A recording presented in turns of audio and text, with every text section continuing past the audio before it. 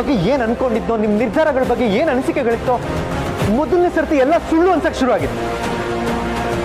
ಇಷ್ಟು ದಿನ ನೀವು ಏನು ಮಾಡಿದ್ರು ಸುಮ್ಮನಿರ್ತಿದ್ದೆ. ಅದಕ್ಕೆ ನೀವೇನು ಹೇಳಿದ್ರು ಕೇಳ್ಕೊಂಡಿದ್ದೆ ನಾನು. ಅದಕ್ಕೆ ಕಾರಣ ನಾನು ನಿಮಗೆ ಕೊಟ್ಟಿದ್ದ ತಾಯಿ ಸ್ಥಾನ. ನೀವು ನನ್ನ ಮಗನ ಥರನೇ ನೋಡ್ಕೊಂಡಿದ್ದೀರಾ. ಆದ್ರೆ ಇವತ್ತು ಅರ್ಚನ ವಿಚಾರದಲ್ಲಿ ನೀವು ತಗೊಂಡಿರೋ ನಿರ್ಧಾರ ತಪ್ಪು. ಹೊತ್ತಿಗೆ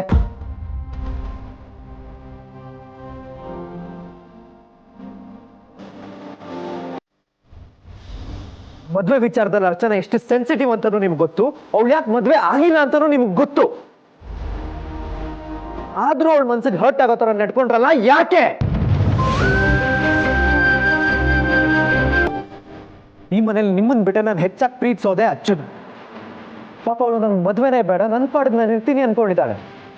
ಇನ್ಫ್ಯಾಕ್ಟ್ ನೀವು ನನಗೆ ರೂಪನ್ ತೋರಿಸಿ ಮದ್ವೆ ಫಿಕ್ಸ್ ಮಾಡಿದಾಗ ನಾನು ಅಚ್ಚುನ್ ಕೇಳಿದೆ, ನನ್ನ ಅಕ್ಕ ನೀನು, ನಿಂಗಿಂದ ಮುಂಚೆ ನನ್ನ ಮದ್ವೆ ಆಗ್ತದೆ, ನಿನ್ಗೇನು ಬೇಜಾರಿಲ್ವಾ ಅಂತ.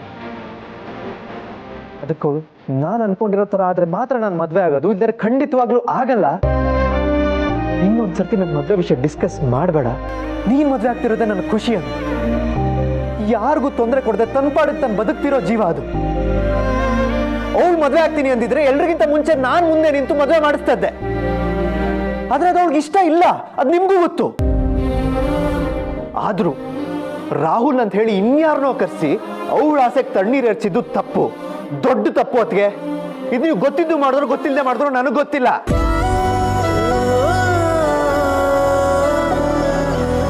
ಆದ್ರೆ ಇಷ್ಟು ವರ್ಷ ನಿಮ್ಮ ಮಾತಿಗೆ ಬೆಲೆ ಕೊಟ್ಟು ಈ ಮನೇಲಿದ್ದಾಳೆ. ಆದ್ರೆ ಇವತ್ತು ನಡೆದಿದ್ದ ಘಟನೆಯಿಂದ ಈ ಮನೆ ಬಿಟ್ಟು ಹೋಗಕ್ಕೆ ತಯಾರಾಗಿದ್ಲು. ನಾನ್ ಬಂದು ತಡೆದೆ. ನಾಳೆನು ನಿಮ್ಮಿಬ್ರು ಮಧ್ಯೆ ಇದೇ ತರ ಏನೋ ನಡೆದವಳು ಮನೆ ಬಿಟ್ಟು ಹೋಗಲ್ಲ ಅಂತ ಏನ್ ಗ್ಯಾರಂಟಿ? ಅದಕ್ಕೆ ಹೇಳಿ, ಮಾತಾಡಿ. ಈ ಇಡೀ ಜಗತ್ತೇ ನನ್ನ ಎದುರು ನಿಂತು ನನ್ನ ಕಡೆ ಬೆರಳು ಮಾಡಿ ತೋರಿಸಿ ತಪ್ಪು ನಂದು ಅಂತ ಹೇಳಿದ್ರು, ನನ್ನ ಚಿರು ಮಾತ್ರ ನನಗೆ ಯಾವತ್ತೂ ಎದುರು ಮಾತಾಡೋಲ್ಲ, ನನ್ನ ಕಡೆ ಬೆರಳು ಮಾಡಿ ತೋರ್ಸಲ್ಲ ಅಂತ ಅನ್ಕೊಂಡಿದ್ದೆ. ಯಾಕೆ ಗೊತ್ತಾ ಚಿರು, ನನ್ನನ್ನ ಈ ಜಗತ್ತಲ್ಲಿ ನಿನಗೆಂತ ಅರ್ಥ ಮಾಡ್ಕೊಳ್ಳೋರು ಯಾರು ಇಲ್ಲ ಅಂತ. ಆದ್ರೆ ಇವತ್ತು ಆ ನಂಬಿಕೆ ಸುಳ್ಳಾಗೋಯ್ತು.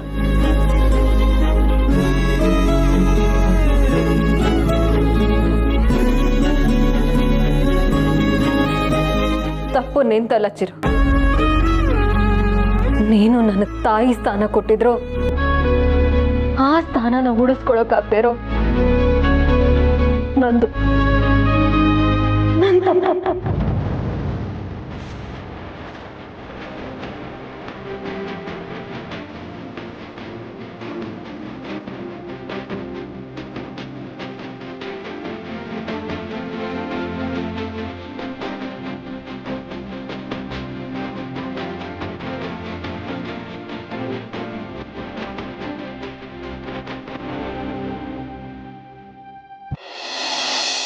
ಸ್ಟೇಷನ್ ತುಂಬ ಚೆನ್ನಾಗಿ ಮೇಂಟೈನ್ ಮಾಡಿದ್ರು. ನಾವು very happy. Thank you sir. ನಾನೇ ಹೊರತು ಸರ್, ಟೀ ಮಾತ್ರ ಕುಡಿದ್ರಿ, ಏನೂ ತಿಂದಿಲ್ಲ.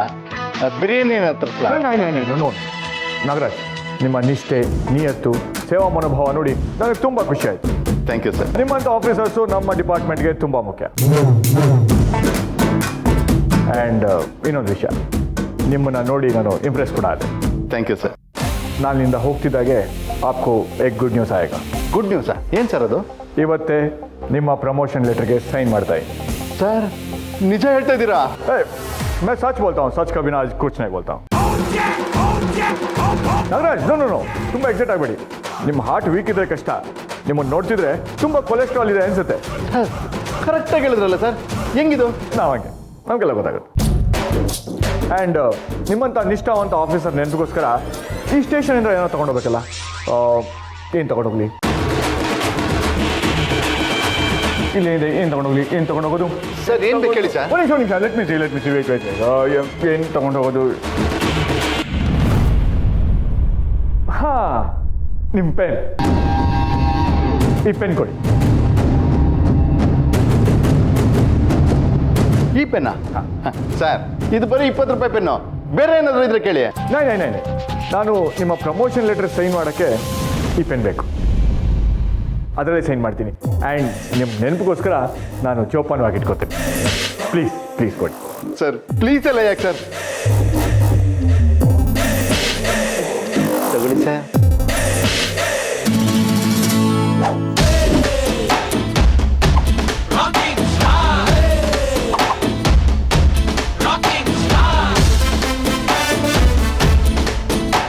ಇವನಿಗೆ ಈ ಪೆನ್ನಿನ ನಿಖರವಾದ ಬೆಲೆ 30,000 ಅನ್ನೋದೇ ಗೊತ್ತಿಲ್ಲ.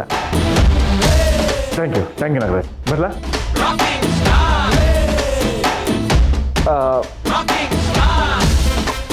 ನಾಗರಾಜ್, ನೀವು ಸೆಲ್ಯೂಟ್ ಮಾಡಿದ್ದು ತುಂಬ ಚೆನ್ನಾಗಿತ್ತು. Thank you sir. One last time for me. Yes sir, sure sir. ವಾ ವಾ ವಾ ವಾ ನೋಡಿದ್ರಾ ಹೊಡ್ಲಾ? Yes sir. One last time. ಏನು ಸರಿ ಸರ್? ಹಾಂ, yes sir. Sir very good, very good. Thank you sir.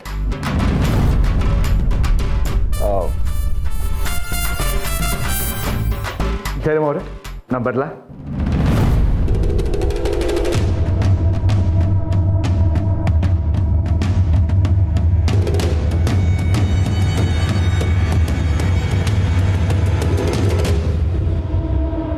Sir ನಾ ಬರ್ತೀನಿ. S sir. ಸರ್ ಹಗ್ಗು ನಂಗು. ಓಹ್, ನಿಮಗೂ ಹಾಕ್ಬೇಕಾ? Yes sir. ಹಾಂ.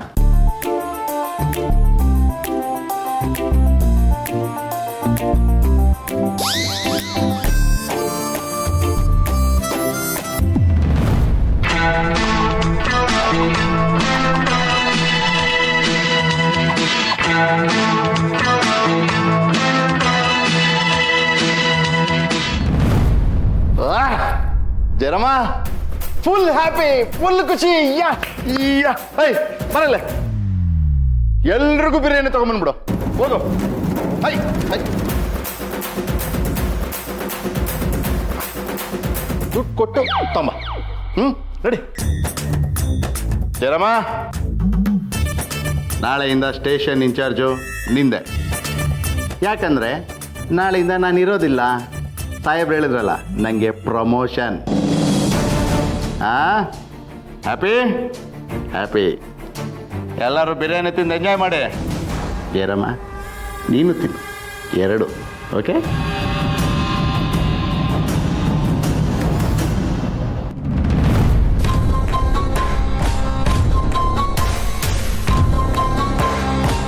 ಇದೇ ಸರಿಯಾದ ಟೈಮು. ಇಷ್ಟೊತ್ತಿಗಾಗಲೇ ಸೌಂದರ್ಯನ ಹತ್ರ ಚಿರು ಹೋಗಿ ನನ್ನ ಅಕ್ಕನಿಗೆ ಯಾಕೆ ಈ ಥರ ಮಾಡಿದ್ರಿ ಅಂತ ಪ್ರಶ್ನೆ ಮಾಡ್ತಿರ್ತಾನೆ. ಅರ್ಚನನ ಹತ್ರ ಸೌಂದರ್ಯನ ಬಗ್ಗೆ ಹೇಳೋದಕ್ಕೆ ಇದೇ ನನಗೊಳ್ಳೆ ಸಮಯ.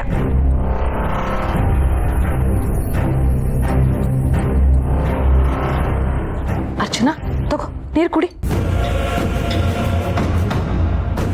ಚಿರು ಎಲ್ಲಮ್ಮ? ಮಾತಾಡಕ್ ಹೋದ. ಯಾರ ಜೊತೆ? ಅವನದ್ಕೆ ಜೊತೆ. ಅವನದ್ಕೆ ಜೊತೆ ಏನು ಮಾತಾಡೋಕೆ ಹೋಗಿದ್ದಾನೆ? ಯಾಕೆ ನಿಮಗೆ ಗೊತ್ತಿಲ್ವಾ?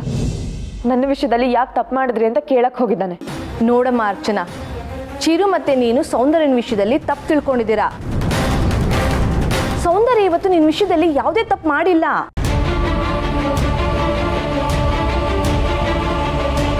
ಏನ್ ಹೇಳ್ತಿದ್ದೀರಾ ಚಿಕ್ಕಮ್ಮ? ನಿಜ ಹೇಳ್ತಾ ಇದ್ದೀನಿ. ಆ ಹುಡುಗನ್ನ ಸೌಂದರ್ಯ ಎಲ್ಲ ಕರ್ಸಿದ್ದು. ಮತ್ತೆ ಇನ್ಯಾರು ಕರ್ಸಿದ್ರು? ಅದ್ರ ಬಗ್ಗೆ ನನ್ಗೆ ಗೊತ್ತಿಲ್ಲ ಅಮ್ಮ. ಚಿರು ಹೋಗಿ ಸೌಂದರ್ಯ ಹತ್ರ ಪ್ರಶ್ನೆ ಮಾಡೋಕ್ಕೂ ಮೊದಲೇ ನಾನು ಸೌಂದರ್ಯ ಹತ್ರ ಯಾಕೆ ಹೀಗೆ ಮಾಡಿದೆ ಅಂತ ಕೇಳಿದೆ. ಆದ್ರೆ ಅವಳು ಇದಕ್ಕೂ ನನಗೂ ಸಂಬಂಧ ಇಲ್ಲ, ಹುಡುಗ ಬರ್ತಿರೋದೇ ನನಗೆ ಗೊತ್ತಿಲ್ಲ ಅಂತ ಹೇಳಿದ್ಲು. ನಾನು ಈ ವಿಷಯ ನಿನ್ಗೆ ಹೇಳೋಣ ಅಂದ್ರೆ ನೀನು ಕೇಳೋ ಪರಿಸ್ಥಿತಿನಲ್ಲೇ ಇರಲಿಲ್ಲ. ಮತ್ತೆ ಈಗ ಚಿರು ಅವ್ರ ಹತ್ರ ಹೋಗಿ ಕೋಪದಲ್ಲಿ ಏನಾದರೂ ಮಾತಾಡಿದ್ರೆ ಏನು ಮಾಡೋದು? ಅಯ್ಯೋ, ನನಗೂ ಅದೇ ಭಯ ಆಗ್ತಿರೋದು ಅರ್ಚನಾ. ಅವ್ನು ಹೋಗಿ ಎಷ್ಟೊತ್ತಾಯ್ತು, ಅಲ್ಲಿ ಏನು ನಡೀತಿರ್ಬೋದು? ಜೋರ್ ಜಗಳ ಆಗ್ತಿದ್ರೆ? ನೋಡು, ನಿನ್ನ ವಿಷಯದಲ್ಲಿ ಚಿರು ಯಾರನ್ನೂ ಬಿಡಲ್ಲ. ಅವರಿಬ್ರು ಅಮ್ಮ ಮಗನ ಥರ ಇದ್ರೂ ನಿನ್ನಿಂದ ಅವ್ರ ಸಂಬಂಧ ಹಾಳಾಗಬಾರ್ದು ಅಂದರೆ ಮೊದಲು ಹೋಗಿ ನೀನು ಸೌಂದರ್ಯ ಹತ್ರ ಸಾರಿ ಕೇಳು. ಅರ್ಚನಾ, ಯಾರಿಂದಾಯ್ತು ಹೇಗಾಯ್ತು ಅನ್ನೋದನ್ನ ಆಮೇಲೆ ತಿಳ್ಕೊಳ್ಳೋಣ. ಮೊದಲು ಹೋಗು, ಅಲ್ಲಿ ದೊಡ್ಡ ರಾಧ ಅಂತ ನಡೀತಿರುತ್ತೆ, ಅದನ್ನ ಬಿಡಿಸು, ಹೋಗು.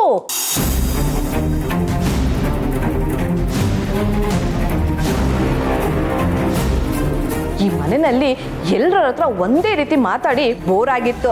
ಆದರೆ ಇವತ್ತು ಒಬ್ಬೊಬ್ರ ಹತ್ರ ಒಂದೊಂದು ರೀತಿ ಮಾತಾಡಿದ್ದೀನಿ. ಇನ್ನು ದೀಪ ಬಂದ್ಬಿಟ್ರೆ ಅವಳ ಜೊತೆನೂ ಬೇರೆ ರೀತಿನೇ ಮಾತಾಡಬೇಕು.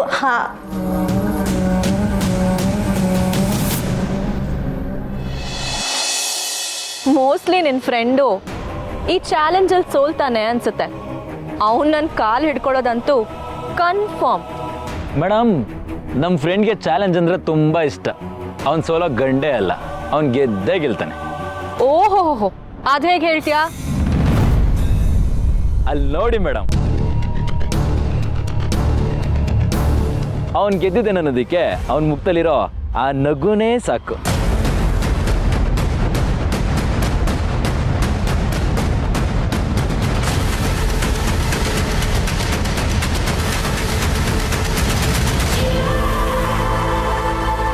ಹೇಳಿದ ಕೆಲಸ ಏನಾಯ್ತು? ಈ ನರಸಿಂಹ ಒಂದ್ಸಲಿ ಕಮಿಟ್ ಆದ್ಮೇಲೆ ಮುಗ್ದೋಯ್ತು. ಹೇಳಿದ ಕೆಲಸನ ಮಾಡದೆ ಬಿಡಲ್ಲ ಅಂತ ನಿನಗೆ ಗೊತ್ತಲ್ಲ ಬೇಬಿ. ಇದೇ ತಾನೆ ನಿಮ್ಮಪ್ಪನ ಜೇಬಲ್ಲಿ ಇದ್ದಿದ್ದ ಪೆನ್ನು.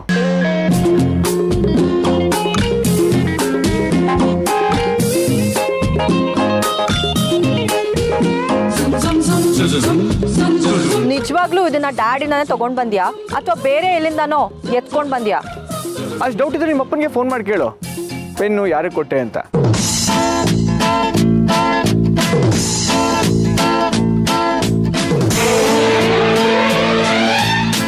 ಸಂದೀಪ, ಮಗ, ದುಡ್ಡು ಕೊಡಕ್ಕೆ ಹೇಳೋ. ಮೇಡಮ್, ದುಡ್ಡು.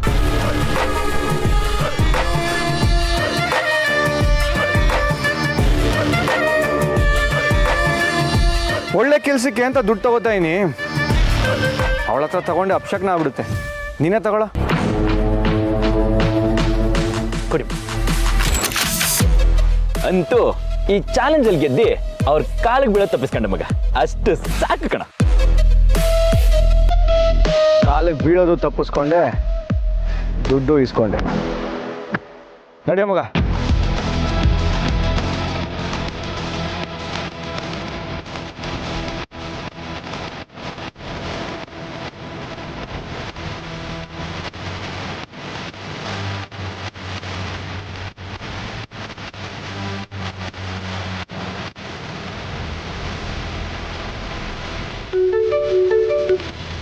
ಹೇಳು ಮಗಳೇ. ಡ್ಯಾಡ್, ನಿನ್ ಪೆನ್ ಎಲ್ಲಿ? ಅಯ್ಯೋ ಸಾರಿ ಮಗಳೇ, ಯಾರಿಗೋ ಕೊಟ್ಬಿಟ್ಟೆ. ಇನ್ ಯಾರು ಕೊಟ್ಟೆ? ಸ್ಟೇಷನ್ಗೆ ಹೊಸ ಕಮಿಷನರ್ ಬಂದಿದ್ರು. ನಾಳೆ ನನಗೆ ಪ್ರಮೋಷನ್ ಕೊಡ್ತಿದ್ದಾರೆ. ಅದು ಅಲ್ಲದೆ ಅದು ಯಾಕೋ ಅವರು ತುಂಬ ಖುಷಿಯಾಗಿ ನಿಮ್ಮ ಪೆನ್ ಬೇಕು ಅಂದರು, ಕೊಟ್ಬಿಟ್ಟೆ. ಹಲೋ,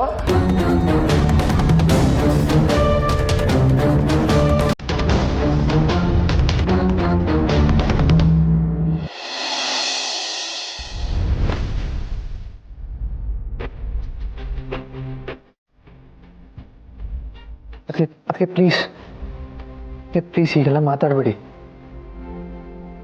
ನೀವು ಯಾವತ್ತಿದ್ರು ನನ್ನ ತಾಯಿನೇ. ತಾಯಿ ಸ್ಥಾನದಲ್ಲಿರೋ ನೀವು ಈ ತಪ್ಪು ಮಾಡಕ್ಕೆ ಹೇಗೆ ಸಾಧ್ಯ ಅಂತ.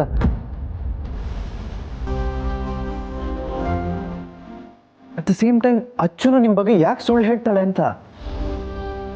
ನಾನು ನಿಮ್ಮಿಬ್ಬರನ್ನ ನಂಬಷ್ಟು ಬೇರೆ ಯಾರೂ ನಂಬಲ್ಲ. ಆದರೆ ಈಗ ಅಚ್ಚುಗೆ ಹರ್ಟ್ ಆಗಿರೋದಂತೂ ನಿಜ.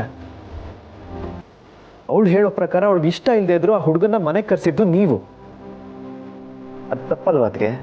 ಚಿರು, ಇದರಲ್ಲಿ ನೀನು ಅದಕ್ಕೆದು ಯಾವ ತಪ್ಪು ಇಲ್ಲ.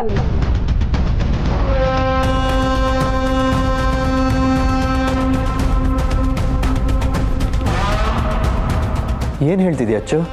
ಹೌದು, ನನ್ನನ್ನು ನೋಡೋಕ್ಕೆ ಹುಡುಗನ ಕರೆಸಿದ್ದು ನೀನು ಅದಕ್ಕೆ ಅಲ್ಲ ಅಂತ ಗೊತ್ತಾಯ್ತು.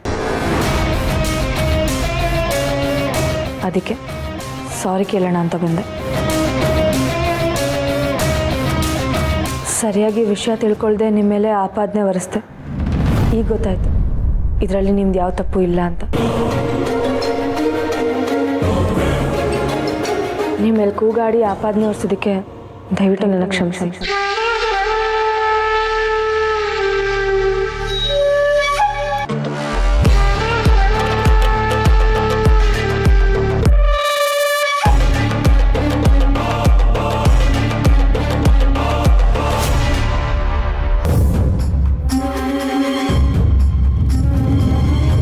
ದೀಪಾ, ಬಂದೇನಮ್ಮ? ಬಾ. ಹಾಂ ಮೇಡಮ್. ನೀವು ಹೇಳಿರೋ ಬಟ್ಟೆ ಎಲ್ಲ ನಾ ತಂದೆ. ಇನ್ನೇನಾದರೂ ಕೆಲಸ ಇದ್ರೆ ಹೇಳಿ. ನೀನು ಮಾಡಬೇಕಾದ್ರು ಇನ್ನೂ ದೊಡ್ಡ ಕೆಲಸ ಇದೆಯಮ್ಮ. ಏನು ಮೇಡಮ್? ನೀನು ಇಲ್ದಿದ್ದಾಗ ಈ ಮನೆಯಲ್ಲಿ ಒಂದು ದೊಡ್ಡ ಬೆಳವಣಿಗೆ ಆಗಿದೆ. ಅಂಥದ್ದೇನಾಯ್ತು? ಅರ್ಚನನ್ನ ಮದ್ವೆ ಆಗ್ತೀನಿ ಅಂತ ಒಪ್ಕೊಂಡು ಮನೆಗೆ ಒಂದು ಹುಡುಗ ಬಂದಿದ್ದ. ಏನ್ ಹೇಳ್ತಿದ್ದೀರಾ ಮೇಡಮ್? ನಾವಿಬ್ರು ಮಾತಾಡ್ಕೊಂಡಾಗೆ ಅರ್ಚನನ್ ಫೋಟೋ ಮದ್ವೆ ಆಗ್ಬೇಕಾದ್ರೆ ಜೋಡಿಗಳಿಗೆ ಅಂತ ಒಂದು ವೆಬ್ಸೈಟ್ ಇದೆ, ಅದಕ್ಕೆ ಹಾಕಿದ್ದೆ. ಅದನ್ನ ನೋಡಿ ಮನೆಗೊಂದು ಹುಡುಗಾನು ಬಂದಿದ್ದ. ಆದ್ರೆ ಅರ್ಚನಾ ನಾನು ಮದ್ವೆ ಆಗಲ್ಲ ಅಂತ ಹೇಳಿ ಕಳಿಸಿದ್ದು ಅಲ್ಲದೆ ಇದನ್ನೆಲ್ಲ ಮಾಡಿದ್ದು ಸೌಂದರ್ಯನೇ ಅಂತ ಹೇಳಿ ಅವಳ ಹತ್ರ ಹೋಗಿ ಜಗಳ ಆಡ್ ಬಂದ್ಲು. ಅದು ಅಲ್ಲದೆ ಅರ್ಚನಾ ಚಿರುನ್ ಕರೆಸಿ ಸೌಂದರ್ಯನ ಮೇಲೆ ಕಂಪ್ಲೇಂಟ್ ಮಾಡಿ ಅವಳ ಜೊತೆ ಹೋಗಿ ಮಾತಾಡಕ್ ಹೇಳಿದ್ಲು. ಫಸ್ಟ್ ಟೈಮು ಚಿರು ಅವನ ಅತ್ತಿಗೆ ಹತ್ರ ಜೋರಾಗಿ ಮಾತಾಡಿದ್ದು. ಇದನ್ನೆಲ್ಲ ಮಾಡಿದ್ದು ಸೌಂದರ್ಯ ಅಲ್ಲ ಅಂತ ಅರ್ಚನಂಗೆ ನಾನು ಹೇಳಿ ಕಳಿಸ್ದೆ. ಈಗ 3 ಜನ ಸೌಂದರ್ಯನ ರೂಮಲ್ಲಿದ್ದಾರೆ. ಅಲ್ಲಿ ಏನಾಗ್ತಿದೆಯೋ ಏನೋ, ನನಗೆ ತುಂಬ ಭಯ ಆಗ್ತಿದೆ ಕಣಮ್ಮ. ಇಷ್ಟೆಲ್ಲ ಆಗಿದ್ದು ನನ್ನಿಂದ. ಇದರಲ್ಲಿ ನಿಮ್ದಾಗ್ಲಿ ಸೌಂದರ್ಯ ಮೇಡಮ್ ಆಗ್ಲಿ ಯಾವ ತಪ್ಪು ಇಲ್ಲ. ನಾನು ಈಗಲೇ ಹೋಗಿ ಇದನ್ನ ಅಲ್ಲಿ ಹೇಳ್ತೀನಿ. ಹೋಗುಮ್ಮ. ದೀಪಾ, ನಾವಿಬ್ರು ಸೇರಿ ಮಾಡಿದ ಈ ಪ್ಲ್ಯಾನಲ್ಲಿ ನಾನು ಇದ್ದೀನಿ ಅಂತ ಯಾರಿಗೂ ಹೇಳಬೇಡ. ಅರ್ಚನಂಗೆ ಗೊತ್ತಾದರೆ ಬಂದು ಬಾಯಿಗೆ ಬಂದಂಗೆ ಬೈತಾಳೆ. ಮೇಡಮ್, ನೀವು ತಲೆ ಕೆಡಿಸ್ಕೋಬೇಡಿ. ಅವ್ರಿಗೆ ಒಳ್ಳೇದಾಗತ್ತೆ ಅನ್ನೋ ಕಾರಣಕ್ಕೆ ನಾನು ಹೇಳ್ದಂಗೆ ನೀವು ಮಾಡಿದಷ್ಟೇ. ಸರಿ, ಹೋಗಮ್ಮ ಬೇಗ ನೀನು ಹೋಗು.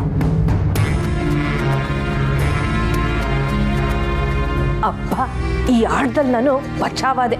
ಹಾ,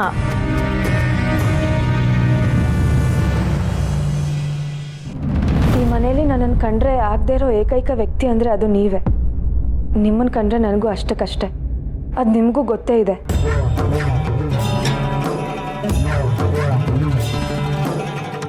ಅದಕ್ಕೆ ಮನೆಗೆ ಬಂದಿರೋದು ನನ್ನ ರಾಹುಲ್ ಅಲ್ಲ, ಬೇರೆ ಯಾವುದೋ ರಾಹುಲ್ ಅಂತ ಗೊತ್ತಾದಾಗ ಕೋಪ ಬಂತು.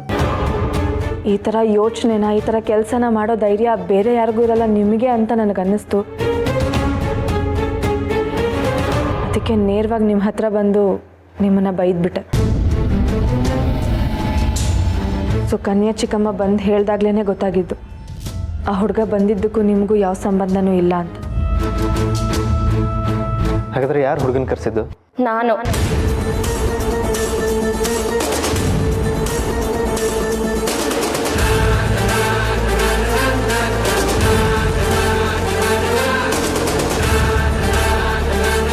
ಏನು ಹೇಳ್ತಿದ್ಯಾ?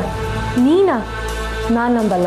ಕೆಲವು ಸಲ ಒಬ್ಬರ ದೃಷ್ಟಿಯಲ್ಲಿ ಯಾರು ತುಂಬ ಒಳ್ಳೆಯವರಾಗಿರ್ತಾರೋ ಅವರಿಂದಾನೇ ತುಂಬ ದೊಡ್ಡ ತಪ್ಪಾಗೋದು. ನಿಮ್ಮ ವಿಷಯದಲ್ಲೂ ಅದೇ ಆಗಿದ್ದು. ಆದರೆ ಇಷ್ಟು ದೊಡ್ಡ ವಿಷಯ ಆಗತ್ತೆ ಅಂತ ನಾನು ಅಂದ್ಕೊಂಡಿರಲಿಲ್ಲ. ನಿಮ್ಗೆ ಒಳ್ಳೇದಾಗಲಿ, ಎಲ್ಲರೂ ಥರ ನೀವು ಬೇಗ ಮದುವೆ ಆಗಿ ನೀವು ಖುಷಿಯಾಗಿರಲಿ ಅಂತ ನಾನು ಹೀಗೆ ಮಾಡಿದ್ದು. ಆದರೆ ತಪ್ಪಾಗೋಯ್ತು. ನಂದು ಈ ತಪ್ಪನ್ನ ನೀವೆಲ್ಲರೂ ಕ್ಷಮಿಸ್ಬೇಕು.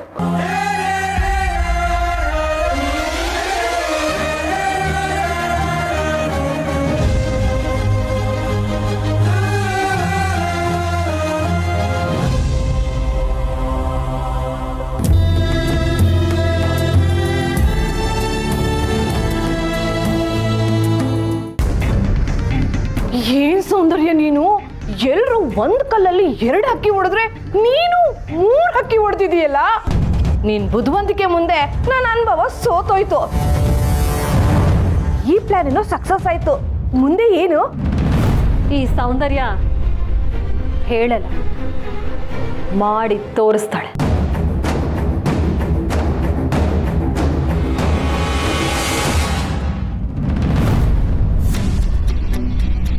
ಬೇಡದಿರೋ ವಿಚಾರಕ್ಕೆ ತಲೆ ಹಾಕಬೇಡಿ ಅಂತ ಎಷ್ಟು ಸಲ ಹೇಳಿಲ್ಲ ನಿಮ್ಗೆ?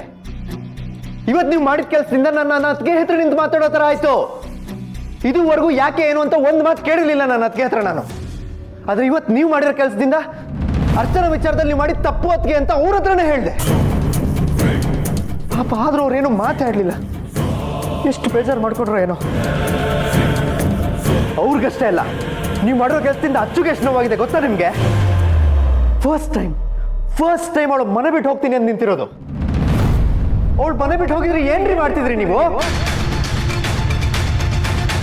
ಅವಳು ಒಂದ್ಸಲ ಡಿಸೈಡ್ ಮಾಡಿದ್ರೆ ಯಾರ ಮಾತನ್ನು ಕೇಳಲ್ಲ ಗೊತ್ತಾ ನಿಮ್ಗೆ? ಏನೋ ಪುಂಡಿಕ್ ವಿಷಯ ಗೊತ್ತಾಗ ಓಡ್ ಬಂದೆ, ಅವಳನ್ನ ಕನ್ವಿನ್ಸ್ ಮಾಡಿದೆ. ಇಲ್ಲಾಂದ್ರೆ ಇಷ್ಟೊತ್ತಿಗೆ ಹೊರಟ್ಬಿಟ್ಟಿರೋಳು ಅವಳು. ಅರ್ಚನಾ ಅಕ್ಕ ಖುಷಿಯಾಗಿರ್ಲಿ ಅನ್ನೋ ಒಂದೇ ಕಾರಣಕ್ಕೆ ನಾನು ಇದು ಮಾಡಿದ್ದು. ಅದನ್ನ ಬಿಟ್ಟು ಬೇರೆ ಯಾವ ಕಾರಣನೂ ಇರಲಿಲ್ಲ. ನೀವು ಮತ್ತೆ ಸೌಂದರ್ಯ ಮೇಡಮ್ ಸಂಬಂಧ ಹಾಳು ಮಾಡಬೇಕು ಅನ್ನೋ ಉದ್ದೇಶ ನಂಗೆ ಇರಲಿಲ್ಲ. ಯಾರಿಗಿರ್ಬೇಕು ನಿಮ್ಮ ಉದ್ದೇಶ? ಅದಕ್ಕೆ ಕೊಟ್ಟಿರೋ ಅವಕಾಶ ಬಳಸ್ಕೊಂಡು ಏನ್ ಬೇಕಾದ್ರೂ ಮಾಡ್ಬೋದು ಅನ್ನೋದು ನಿಮ್ಮ ಮನಸ್ಸಲ್ಲಿ ಇದ್ರೆ ಮೊದಲದನ್ನ ಕಿತ್ತು ಬಿಸಾಕಿ. ಅವ್ರು ಏನ್ ಹೇಳ್ತಾರೋ ಏನ್ ಮಾಡ್ಬೇಕು ಅಂತಾರೋ ಅಷ್ಟನ್ನ ಮಾತ್ರ ಮಾಡ್ಕೊಂಡಿರಿ. ಆ ಲಿಮಿಟ್ನ ಕ್ರಾಸ್ ಮಾಡಿದ್ರೆ ನಾನಂತೂ ಸುಮ್ಮನಿರಲ್ಲ. ಇವತ್ತು ನೀವು ಮಾಡಿರೋ ತಪ್ಪಿಗೆ ಅದಕ್ಕೆ ನಿಮಗೆ ಏನ್ ಬೇಕಾದ್ರೂ ಶಿಕ್ಷೆ ಕೊಡ್ಬೋದಾಗಿತ್ತು. ಅದ್ರ ಶಿಕ್ಷೆ ಕೊಡೋದಿರ್ಲಿ, ಅವ್ರೊಂದು ಮಾತು ಸಹ ಆಡ್ಲಿಲ್ಲ. ಇದ್ರಲ್ಲೇ ಗೊತ್ತಾಗುತ್ತೆ ಅವ್ರಿಗೆ ಎಷ್ಟು ಒಳ್ಳೆ ಗುಣ ಇದೆ ಅಂತ. ತಾಯಿ ಜೊತೆ ಮನಸ್ತಾಪ ಆಗೋ ಥರ ಮಾಡ್ಬಿಟ್ರಲ್ರಿ. ಏನ್ ಮಾಡ್ಬೇಕು ಹೇಳಿ ನಿಮ್ಗೆ? ನಾ ಮಾಡಿರೋ ತಪ್ಪಿಗೆ ನೀವೇನೇ ಶಿಕ್ಷೆ ಕೊಟ್ಟರು ಪರವಾಗಿಲ್ಲ. ಅದಕ್ಕೆ ಹೇಳಿದ್ದನ್ನು ಫಾಲೋ ಮಾಡ್ಕೊಂಡು ಹೋದ್ರೆ ಸಾಕು. ಅದೇ ನೀವು ಮಾಡೋ ದೊಡ್ಡ ಉಪಕಾರ. ನೀವು ಈ ಮನೆ ಕಾಲಿಟ್ಟಾಗಿಂದ ಏನೂ ಒಳ್ಳೇದಾಗಿಲ್ಲ, ಬರೀ ಕೆಟ್ಟದೇ ಆಗಿದೆ. ನಿಮ್ಮಿಂದ ಯಾರು ಒಬ್ರಿಗೂ ನೆಮ್ಮದಿ ಇಲ್ಲ. ನನಗಂತೂ ಹಿಂಸೆ. ಇನ್ನೊಬ್ರು ಜೀವನ ಸರಿ ಮಾಡಕ್ ಹೋಗಬೇಕು ಮುಂಚೆ ಮೊದಲು ನಿಮ್ ಜೀವನ ಸರಿ ಇದೆಯಾ ನೋಡ್ಕೊಳ್ಳಿ. ಎಲ್ರ ಮುಖದಲ್ಲಿ ನಗು ತರೋದಲ್ಲ ಮುಖ್ಯ, ಎಲ್ರ ಜೊತೆ ನೀವ್ ಹೇಗಿರ್ತೀರಾ ಅನ್ನೋದು ಮುಖ್ಯ.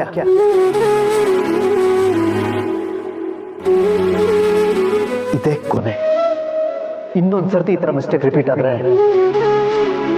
ನಾನೇನ್ ಮಾಡ್ತೀನೋ ನನಗೆ ಗೊತ್ತಿಲ್ಲ.